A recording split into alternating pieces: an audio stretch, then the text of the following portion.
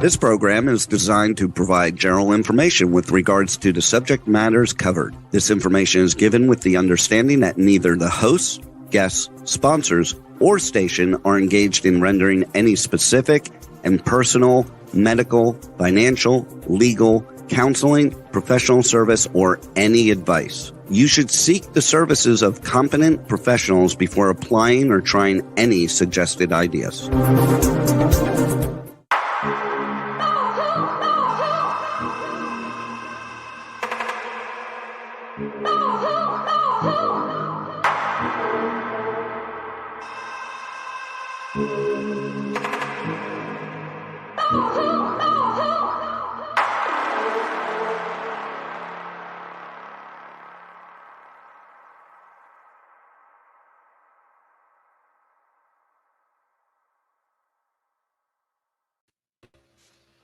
Good morning, truth seekers and fellow true crime enthusiasts. Today we are back with Hit the Road, Jack. We are looking at the lipstick killing case and the possible cipher solves or communications that it is believed by some contain other messages.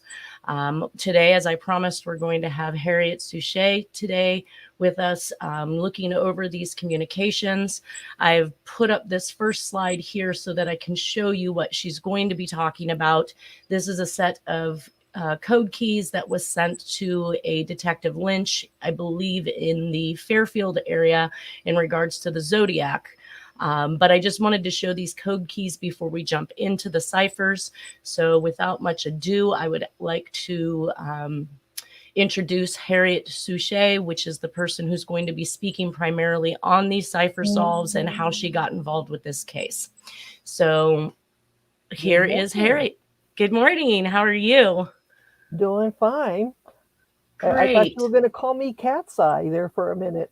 Well, I thought about it, but they wouldn't know who you were unless I started with Harriette first. So yes, yeah, Cat's Eye is no problem. Oh, go ahead. Sorry.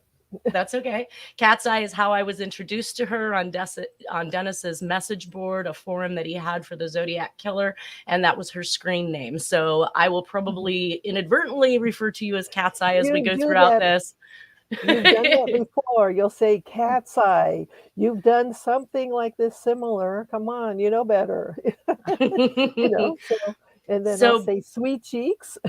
No, that wasn't one I was looking to bring up. But yes, I did go incognito on Dennis's board when I first became involved. I wanted more information after looking at the handwriting, and I wanted to see what everybody had to say about Jack and his possibility. So I did. I went incognito, and I had a screen name, Sweet Cheeks.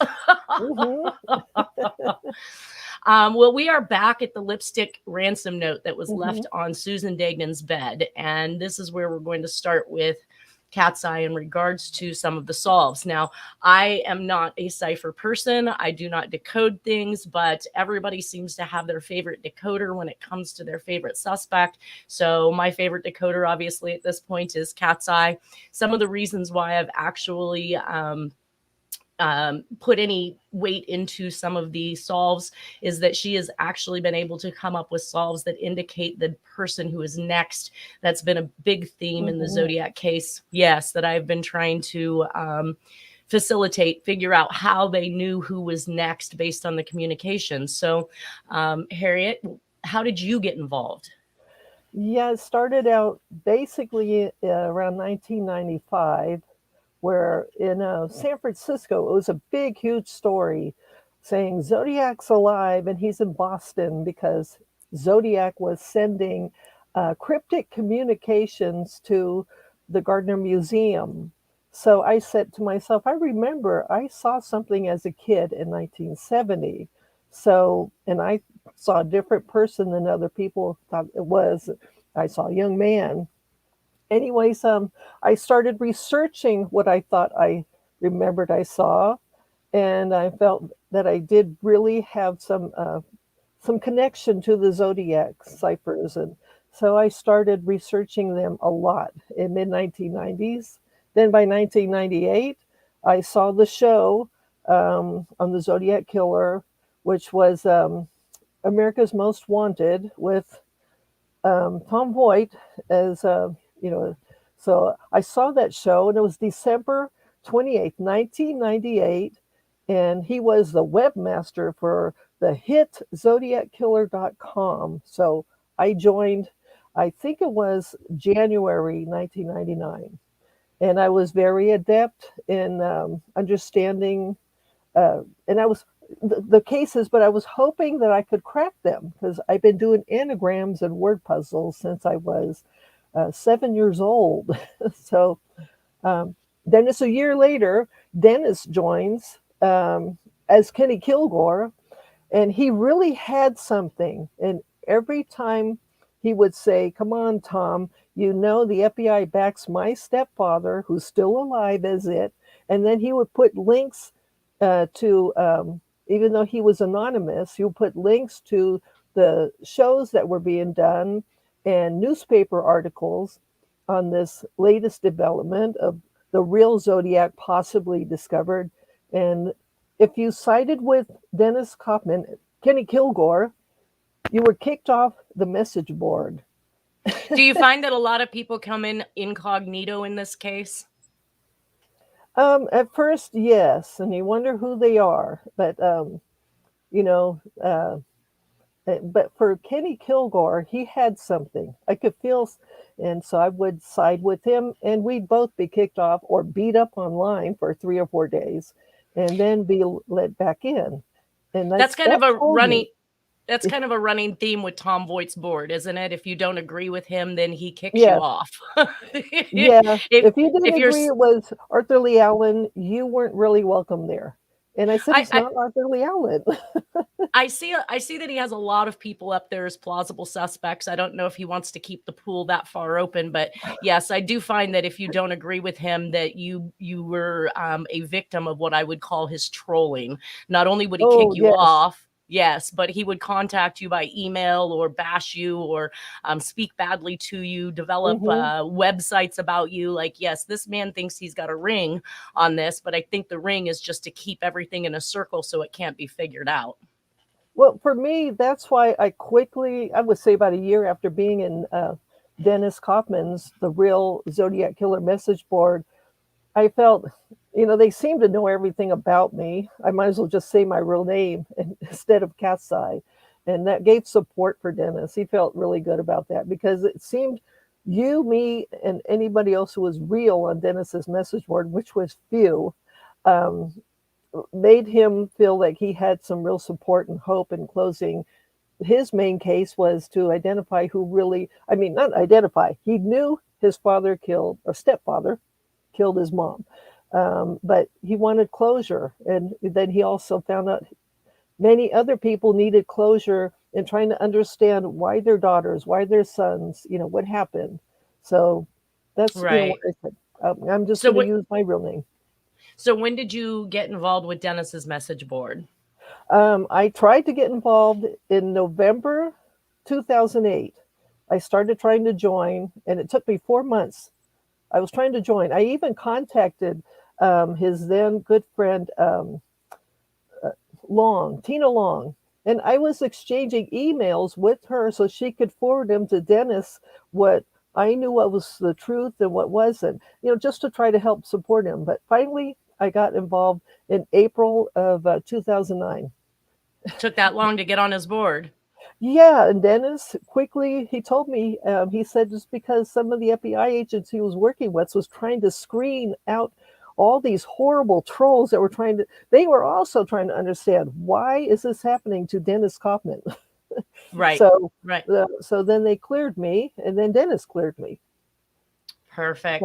So Mhm. basically, you've discovered what you believe is the key to many of these messages. At least it started with the Zodiac killer case, Mhm. where you started being able to cipher these messages based on Dennis's the way he did things, let's say.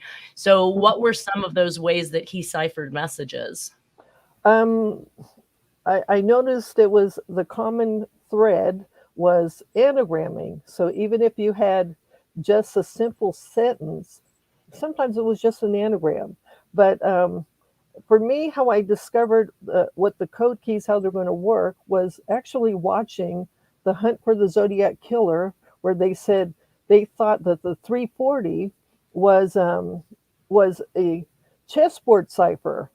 So once I tried that, and I already knew the code keys, the code symbols, I did get a message when I put the Z340 on top of the Z408, where all the weird dots and blobs in that matched, and then it hit corresponding code keys or code symbols, and then I anagrammed it, and it basically came out something like, "I'm Jack T, ask JFK government." So I said, "Oh my, I hit something." So I was then finding that that was how I was going to find a message. Then I took the first page of one of Let the me yeah. Can I interrupt real quick? Sure. I just want to bring people up to speed with this, because when you Mhm. bring in JFK involved with this case, it starts to sound a little ludicrous and it starts to sound a Okay. little crazy. But I want everybody to understand we're going to see a message in 1963 in Mhm. which the Zodiac did write a letter to the Dallas Police Department in Mhm. regards to the JFK crime. So there is some type of involvement or knowledge of or information that Jack actually had in order to be able to Mhm. write this message to them. So I just wanted everybody to think, or not to think, that just because Yeah. you brought up I mean, JFK that we were being crazy. I was getting a Okay, little so forward there, but that's how I discovered how using a cipher and then the corresponding code keys and code symbols was going to work out. And so then it just snowballed from there. I was sending you things every day. I said, I right, think I right. got this, I got that. And I was, and you know, for me to, and I continue to this very day to crack his world open, it's like opening up a Christmas present. Well, So, because I never know what it's going to say. and Hmm? interestingly enough, one of the ciphered codes that you came up with led us to a location where what the code or what the message said, we actually found, right? Like, we Hmm. went up to South Lake Tahoe to the destination, and Hmm. this was one of the solves that Lawrence Swearingham had also completed, though he came up with a different location. It is now being conceded that the location Lawrence Swearingham came up with, the cadaver dogs actually hit on Hmm. uh, dead bodies, but there was nothing there. So it was Yeah, presumed, and even by Lawrence Swearingham, that the body was there, was was moved. killed, was moved. Exactly. Hmm. So the location that we showed up to could be a possibility as to where it was moved to. Either way, Hmm. I did find that there was some credibility to the solves, obviously, because what you found and what you wrote down, we were able to track ourselves directly to. So that Hmm. brings us to me asking you to look at other communications, which is including the lipstick killing cases. Yeah, I was surprised when I looked at. I'm going to pull it up on my phone. Well, you have it there. The When I looked at the ransom note, I tried it as an anagram and it just didn't work. And that was, I believe, the first time that I realized try it as Zodiac code symbols and code keys. And And you I really got, think that he yeah, was using something like that as early as oh, the lipstick definitely. killing, 1718? He's smart enough to. Correct. No. Yeah, no, I'm just saying because um you've been asking me could he have done this at 13, 14, 15, and yeah, he I think he had I think it's similar for me. He had only one good eye, but he had the intelligence to know how to put these things together and send them out. And Didn't so, Dennis yeah, talk about the use of highlights magazines? If everybody remembers definitely. the highlights magazines you'd see in the Hmm. doctor's office, the dentist office, something that was very well alive and well back in those days. We Yeah. see them less and less now, but it is still around. Well, I used to, um, I think I told you, and I'll tell the audience, I'm dyslexic, and I didn't know that as a kid, and I don't think my parents even knew, but I kept on getting the same words misspelled. And so I learned to concentrate how to make sure in my mind's eye to switch letters around so I can come up with a correct word. So when it came to highlights and also doing the puzzles that were in the Examiner, because my family got the Examiner.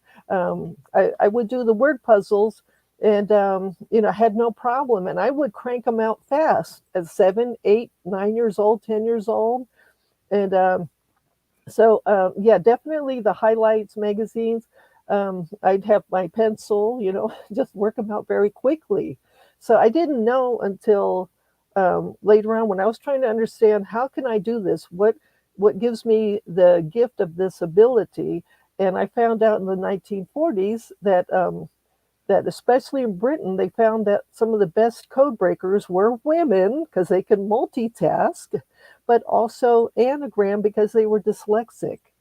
They Interesting. yeah, because they had to train the same thing, had to train since they were children how to switch the letters around so they wouldn't misspell things. So, Gotcha. Well, mhm, that brings us to the message. Get $20,000 ready and wait for word. Do not notify the FBI mhm, or police. And that again, these are themes that run in the Zodiac as well, but mhm. bills and fives, and obviously the last part of that was cut off. So why don't we discuss what you found in regards to your code? I see that we have a bunch of letters up here, that you have numbers. How does all of this work? Well, my system of anagramming goes back to since I can remember. I learned to do it in ink so I could concentrate better and number them. So if I see with my eyes, let's say like this one is 62 symbols, then I better have every number accounted for, and it helps me concentrate. So I think the highest I see on here is 65, it looks like. 65. That's right, because I ended up. That's also why I numbered them because then I can rescan everything with my eyes, and if I see something left over, like what happened with two, TO, I said, oh, okay, I forgot to put that in because this was my fourth try. Because So is this one just an anagram, or did you actually use the it's code the keys on code this? key. It's the code symbols. It's I would say 95% of it are the code symbols with code corresponding code keys from Jack's future era. He was using it then. Um, and then there's a couple of I found and I remember because I had my notes somewhere that the F and the S that's disguised as a 5, that's where I got the extra S for Vegas because I was missing it when I was redoing this. So I said, that's right. The F and the S was disguised as a 5. And then what people think are like a clef looking symbol is actually a stylized cursive S. And I think Jack did something similar to that in his cursive handwriting. So, I haven't gotten much into some of the things like mhm, the forms of the letters. I mean, aside from actually doing the identification and how they are consistent between the two. But I know that Terry Batcher is somebody we will have on in the future who also is kind of enamored by the way particular letters and forms are made, which could then assert a completely different letter or meaning. So we're going to mhm, hear from him later at some point. But I just kind of wanted to explain you guys seeing these different forms and what they mean to you, because I don't look that deeply into it. I'm only here for obviously the forensic side of the handwriting. mhm. And so your message basically yielded what in this particular It case? it yields Tot Dagnan seen R. Nixon, and he often in code and in ciphers and even just a simple anagram left out the I in Nixon because either way it still says Nixon. So, Right. anyways, Lent Bonanno, USA United Auto Workers Goon because it's USA UAW Goon Siegel 20,000 in Vegas slot lot. Now, this is when Siegel had kind of took over Will Wilkerson's planned casino lot in the North Vegas area. So it's saying that Todd Dagnan witnessed then Richard Nixon, who was OPA, Office of Price Administration guy. Nixon Um, was? yeah, he was connected to it. Yeah. So And then then we after, we have a direct connection between Nixon and OPA definitely. and Dagnan and OPA, because Dagnan's Yeah. father was Office Price of Hmm. Administration as well. Interesting. Okay. Yeah. So that's why I believe it's saying It could also, the R could also be Representative Nixon, but I notice he often leaves R Nixon, meaning Richard Nixon. So, but it, even though it says Lent Bonanno, USA, United Auto Workers, Goon, Siegel, 20,000, it also could mean, because Will Wilkerson, the lesser known fact about him, was Catholic. And during Lent, you did anything like this, it was a crime against a Catholic. And so it could work two ways there, but I'm going to go with Lent, as in gave him money during when people were having to struggle, and even the United Auto Workers then, because of the war, that gave him the money for Siegel's to build the casino. And so what do you mean by goon? So Goon Siegel for the United. It means a thug. No, I get. Yeah. No, but I get the goon part, but Mhm. you say United Auto Workers goons. So Siegel wasn't somebody. He wasn't somebody in a top position with United Auto Workers. He was more or less the heavy hand, he or was the guy who was definitely going to beat up and kill people over this. Gotcha. So that's what you mean. So okay. Yeah, So he was Siegel, the heavy hand for the United Auto Workers, basically. Okay. And Siegel was in place of Lucky Luciano, so he was acting for Lucky Luciano, which meant that was all over the world, even though it was wasn't he was in prison at this point in time? Lucky Luciano was, so Siegel was the guy in place for him. Gotcha. And the substitute. So he had a lot of power. So basically, even though so they're indicating that the daughter is the one who witnessed. Yeah. She would then, I think around 3 years old, could still remember a lot of what was happening. And Richard Nixon was being, how do I say, uplifted and supported by a lot of people that thought this unknown is going to have a lot of power and become president someday. So you think it was some years before her death that? Yeah, it was a couple of years before her death. So that this was seen. Yeah, she's around 3 at the time, and it's a couple of years later, and Nixon's becoming more powerful. He's by 1946 getting a lot of notoriety for his activities in Washington. So she's got to go. That's the sad part. So how does that play into one of the communications we're going to see that said, I meant to get old man Dagnan and instead got his daughter? I think that they were going to get old man Dagnan, but something from what I've seen, and that one that you're bringing up, is something went wrong with William Harrance, and so they.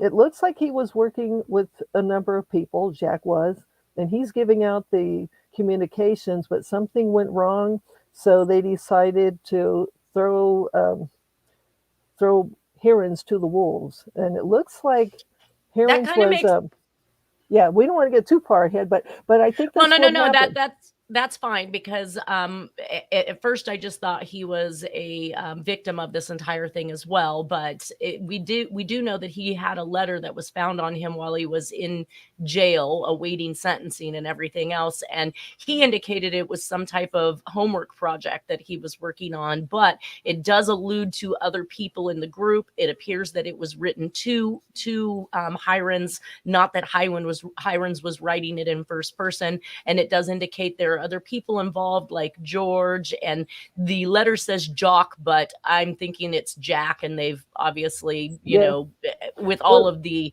dissemination in this case, they've changed things that they want the public to view. So there is some consistency with what you're saying. I just didn't know that he would have been a willing participant. He was basically robbing houses at that time and going to school.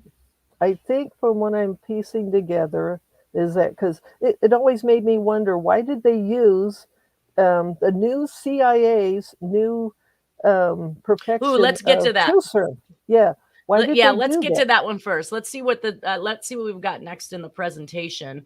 Okay, so this was basically a recreation of the same thing. And you had indicated that the burn this for her safety was the actual key code to this particular message. Something like that. Burn this, because that was also once I did the one of stop me before I kill more. I thought, well, if this isn't also going to work as an anagram, what if these are code keys? So that's what I'm coming out with. And And this was on a flap on the back side of this particular mhm, ransom note. It wasn't on the same side or same page. So as if it was written on an opposite side, or a flap or a piece that wasn't mhm. on the forefront of the other message. Oh, Okay. but you know what?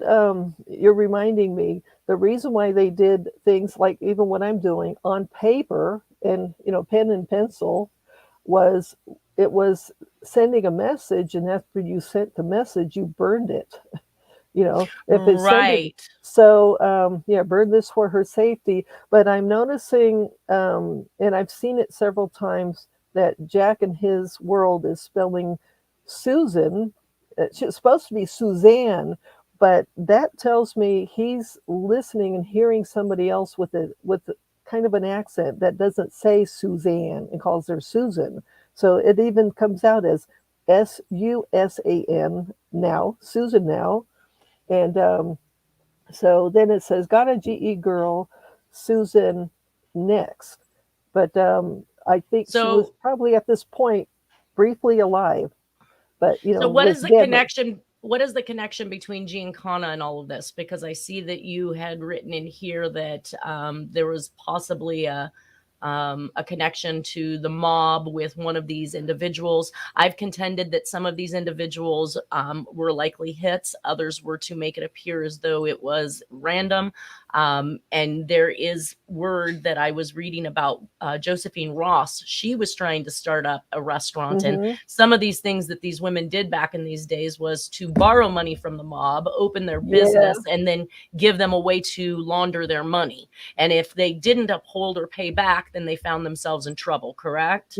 Yeah, pretty much. And I got to say it, the mobsters at the time, especially since they had ties outside of the United States, um, they had a lot of information. And if doing the favor was, I'll give you the money for your restaurant if you sell me some secrets on so and so that's high up, and if that fell through, yeah.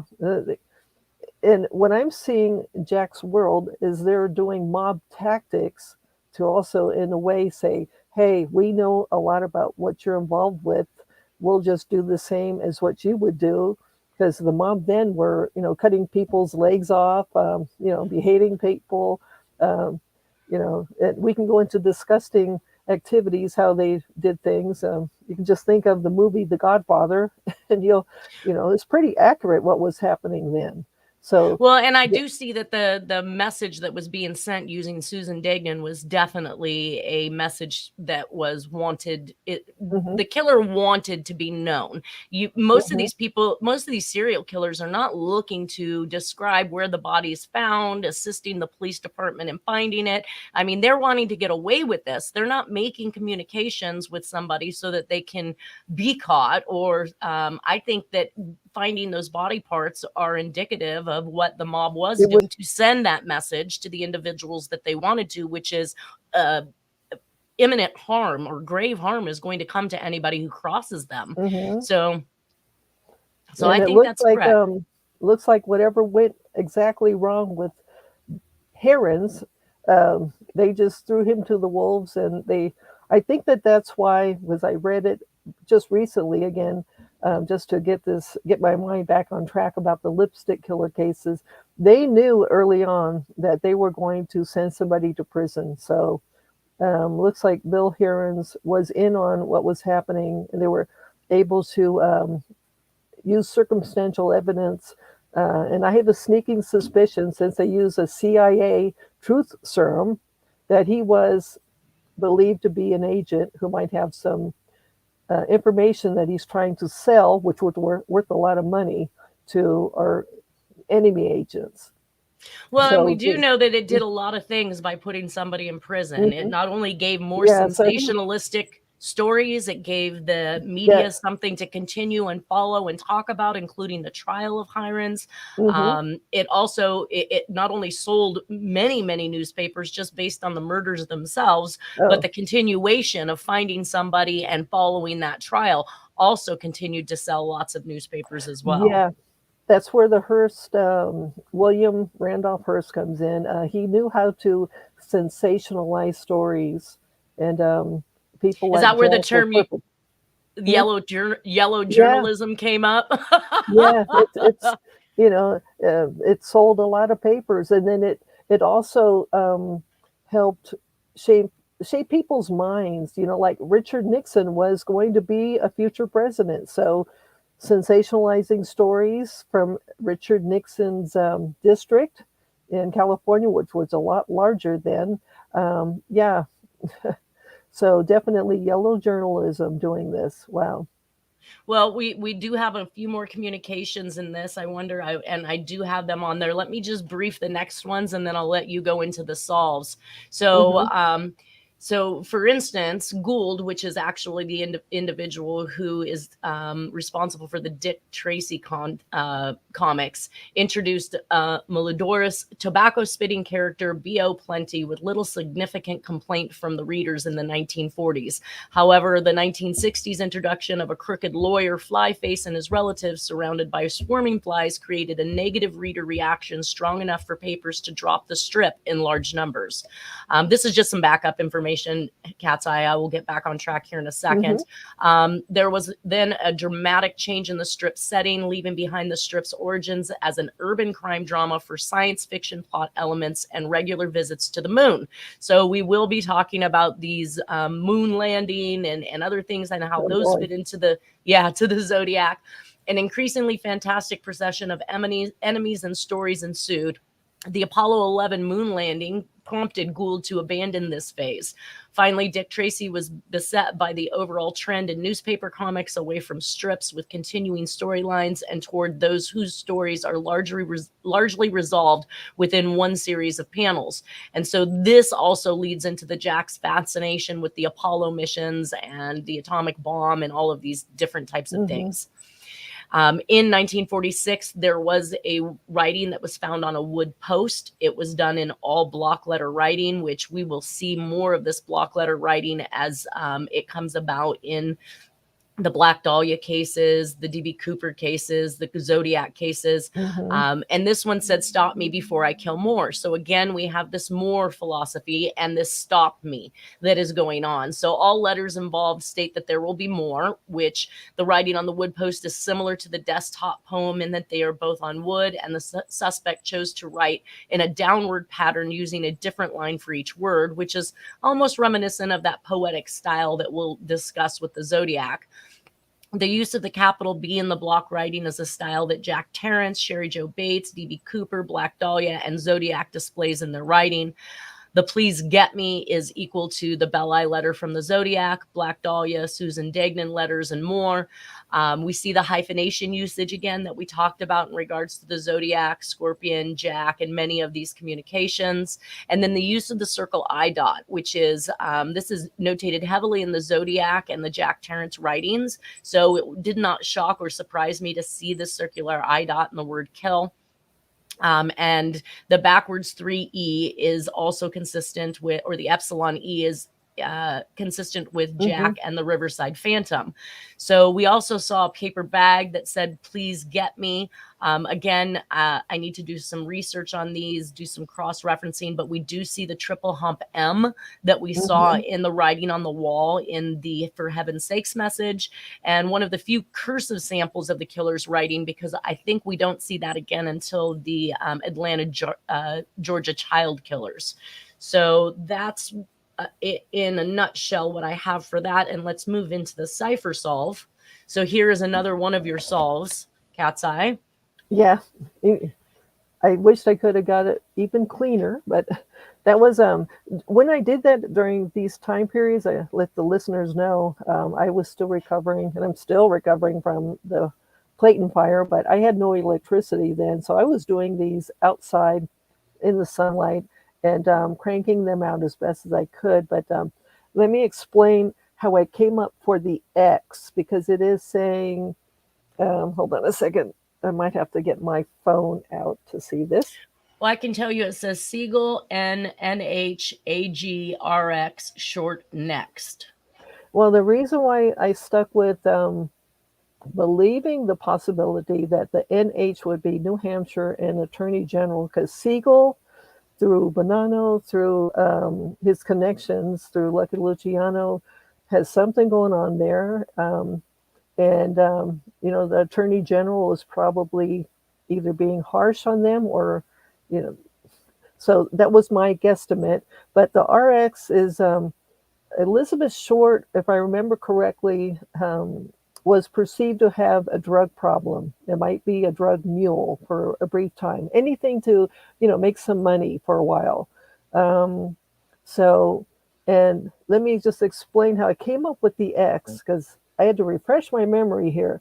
The one that you're saying is the epsilon E was different than the capital E shape. That's a common code cipher code key. So I thought, is he trying to say a different thing with just that smaller E twice? And what I came up with, because he uses a lot of Latin, I came up with E for exempli, which is often a part of a term that's an example. It's a Latin term, but it's also abbreviated as EX. So that's where I was able to come up with the X, that it might mean a Latin term that's for centuries abbreviated as EX. When was Siegel assassinated? I believe it was 19. So close to the time frame. So this message is basically yielding that Siegel, the New Hampshire AG, the RX short is next. So what you're saying here is that he is indicating that these are the next 3 victims that are coming up. Pretty much, because from what I think you're going to be doing it pretty much later, not that much later. So I think she was in on getting to know Siegel quite well through some drug activities, and then was only briefly connected. I would think less than a year, but she was going to tell that was information that was valuable. That's my opinion. So it's unvariable that she was going to tell who's going to kill Siegel. And that might match why they cut her mouth wide open. Yeah. Taking of the tongue, cutting of the mouth. Yeah, these would be mob tactics. That is you very talked. mob tactic. So, right. So that's so they're saying that those 2 are pretty, and it is in that order. Siegel, no, she gets killed just before Siegel is killed. But it's several months apart. Right. And I do see that that they printed in the newspaper that the lipstick printed this sign on a post near the building where the body of Suzanne Degnan was dismembered. And it was discovered yesterday, it says. So basically, we're seeing now how the messages are no longer talking about Susan Degnan because she's already died and or she's been killed. And now he's leaving this next message in effort. So the message previous from Francis Brown indicated that Susan Degnan was next, and then we see this message after Susan Degnan has been murdered that the next people on the list is Siegel, the New Hampshire AG, which we didn't mention was at the time Harlan Fisk Stone. No, the AG at the time was last name D'Amores. So Ernest D'Amores. And did he die in 1946? No, he didn't die, but I think he was pretty harsh on the mobsters, but maybe also I hate to say it, and my apologies to the AG, who's now long gone, but a lot of these attorney generals were on the take. If they wanted to keep their jobs, They had to overall, do favors. Chicago they had was to do favors. yeah. They had to Overall, do favors. Chicago was known to be extremely corrupt during this time, Yeah, and so I'm sure there were a Chicago was few. pretty much ruling everything all over the United States, out of Chicago into California, coast to coast. And there is a connection, actually, or there's been shown a connection between Elizabeth Short and the Chicago area, traveling back to watch the Hirons trial, which may explain why she was interested in it, because if she was part of some group that he was part of, then of course she would want to follow that and stay close to what's going on. She wanted to know, I hate to say it, was she on the list? To get a good guess. Possibly. Yeah. And a lot of the information actually that I'm finding about some of these victims, including into the Zodiac era, has some connection to Chicago, whether it be money laundering or printing fake money or having boyfriends from Chicago. There's a lot of that running around. So basically, I think we put up here the attorney general at the time. Let's see, the scandals had been besmirched. So that's in 24. I'm trying to see if I can catch us up. Go figure. I suspect that our connection is right here between Stone and Hoover. Stone was born in New Hampshire, so he had a connection to the attorney general there. Gotcha. So you're actually not. You're in what I call the outskirts of the bullseye here. Right. I'm just trying to lead everybody up to it to see where it goes.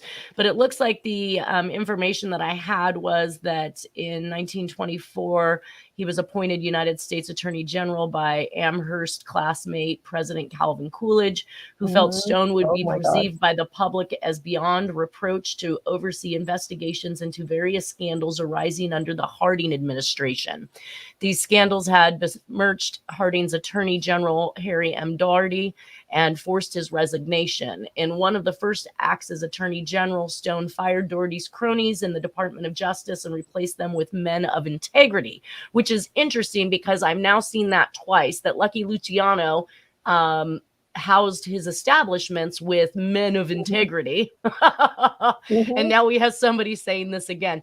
As Attorney General, he was responsible for the appointment of J. Edgar Hoover as head of the Department of Justice's Bureau of Investigation, which later became the Federal Bureau of Investigation, and directed him to remodel the agency so it would resemble Britain's Scotland Yard and become far more efficient than any other police organization in the country.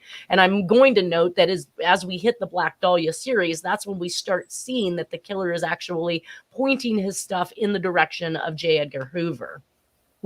So go figure. I suspect our connection is right here between Stone and Hoover and the institutionalization of the FBI. Hoover and the FBI become new taunts for Black Dahlia killer and more. The message ciphered from the Wood Post indicates that Stone was next in or around January 1946. But you're saying now you believe that it is a different AG at the time that is the hit. So that might be something we have to clear up as to who it was. But he survived though. It said he was suddenly stricken. No, actually, Stone was suddenly stricken while in an open session of the Supreme Court. He had just, or by some accounts, not quite finished reading aloud his dissent in the not going to try and say that. It's a case versus the United States. Justice Hugo Black called the court into a brief recess and physicians were called, but Stone died of a cerebral hemorrhage on April 22nd, 1946. So while you came up with that, I did a little bit of research and found that particular gentleman did actually pass in 1946. So what caused the cerebral hemorrhage? Right. You're going to see that the mention of Dr. Hodel. Sorry. I think we're going to come up to that here next. He would know how to cause things. Sorry, but I know Steve that's Hodel, okay. if he's listening, he's going to be like, yeah. My Hodel was somewhere in this mess too. Right. And in these particular newspaper articles that I have flashing up here, I found additional messages, which are not letters or communications that I've been able to put my hands on, only parts of the information that was relayed by the newspaper. And some of those are this next cipher that we talked about. And it indicates in the newspaper that it says, Mayor Edward Kelly received a note. This is to tell you how sorry I am not to get old Dagnan instead of his girl. Roosevelt and the OPA make their own laws. Why shouldn't I and more? So the why shouldn't I and more comes back to the same more philosophy that we've been talking about. I and more is Zodiac. We've got about 5 minutes here, Cat's Eye. Zodiac and I and the police, Jack. Hold on. I and the police, Jack, and I and the other sergeants. So we're seeing this I and more, which the linguistic professor from UC Davis had caught on to between Jack and the Zodiac. It's a statement that he uses, and it's a statement that he showed that less than 2% of the population uses, because we are taught to properly speak about someone else before ourselves. So we would typically say something like the other sergeants and I, while Jack always places himself first. We find the Zodiac, and now the lipstick killer is doing that same thing. So why don't you tell us what you decoded with that message? Well, this bugged me after we were discussing the possibility of doing your show. Why did I not try to, look into that note? And I said, well, it's because I haven't seen a picture of the note. But I've done hundreds of these since then, since I started doing these, cracking them open, these codes. Cat's Eye, we've only got like 4 minutes left, so I need you to. So I will just say that it amazed me that it came out as President Truman, Lita self, see myself on ladder at North Edgewater window fitting, dive in entrance, kill youth inside of door, Hilliard photo shoot, which means lots of photos of Dr. G. Hodel with Monray, dissection into torso, arms, legs. So, ? CIA sent phony William Herons, i.e., which means it est, or therefore, he used to cry alone a lot in prison, signed Jack. So, yeah. So you think that there is some definite connection between Dr. Hodel, which is kind of fitting in with Steve Hodel, his son, who believes that he believes actually that Dr. Hodel is the actual killer. I don't necessarily see that Jack would need somebody to do the bisection. I think that's something he was clearly capable of doing, but I'm not negating anything that you've solved here. I just don't, I don't know anything about Cipher solves to be able to say whether or not it's correct, but it does lead back into some things that we know that Steve Hodel has been trying to prove himself, and that's some type of affiliation between his father and the Black Dahlia and the lipstick killing cases. So it's interesting that you've come up with that. Yeah, it's alluding to like what you said, that even with Terrance, they found something that says he was in with a group of people, but he was being thrown to the wolves, and he was going to go to prison and never get out.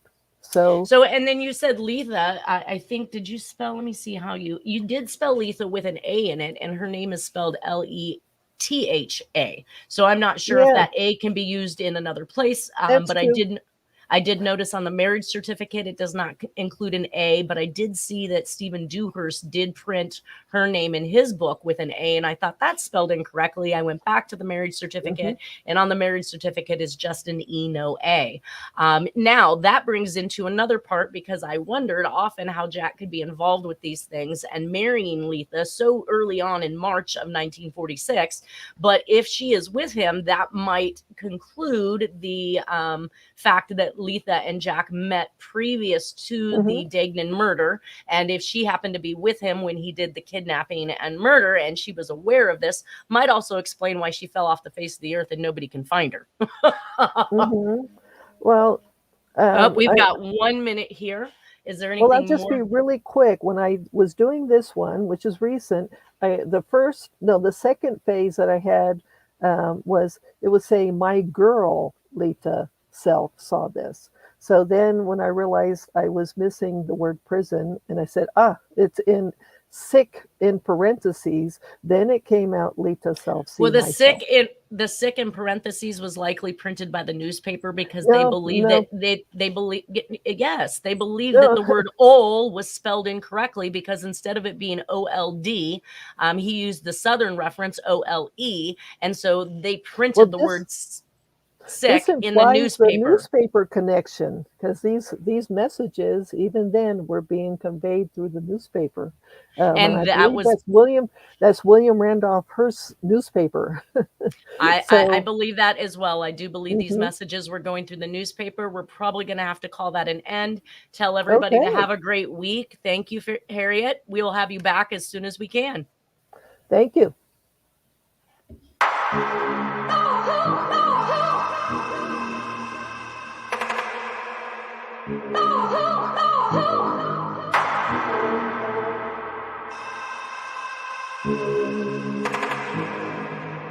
Oh,